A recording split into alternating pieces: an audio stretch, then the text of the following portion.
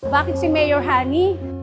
Unang-una, naramdaman namin yung kalinga ng isang ina. Nakikita ko yung malasakit sa kanya, lalo na sa may mga sakit, at saka yung sa mga senior citizen.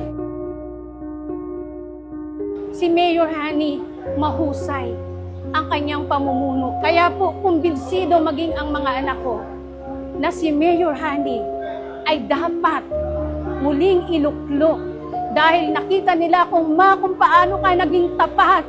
Kita namin bilang mga anak.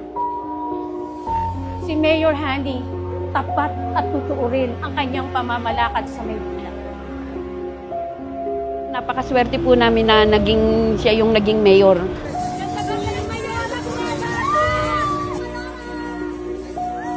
Bilang isang doktora, katulad nga ng pandemic, di ba nakita natin na talagang siya ang bumababa, lalo na sa mga senior citizens na binabahay-bahay niya. Marami pong salamat sa inyo. Sana lagi kayo tumutulong sa aming mahihirap. Talagang makita mo yung pagmamahal at pagkalingan niya sa mga constituents natin dito sa Manila. Papasalamat po ako kay Mayor Hani Lacuna at ang buong council niya na hindi kami pinababayaan. Sa ngayon po, sa amin yung mga vendor, malaking bagay po siya sa amin. Kasi may malasakit siya sa amin. Napaka maganda po ang pagmamalakad niya sa Maynila. Kasi halos marami siyang natutulong sa amin. Okay na okay yung pamalakad ni Mayor sa akin. Okay po. Ramdam na ramdam ko po ang matuwid na pamamahala. Ang pamamalakad nyo na mahusay at ang pagkalingan nyo sa aming mga Manileño. Marami siya natulungan na may edad na.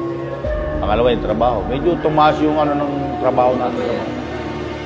Huwag po kayo mawawalan ng pag-asa. Basta ang inyo pong pamahalaan, nandito lamang po para tulungan po kayo. Sana po, tulong-tulong lang po.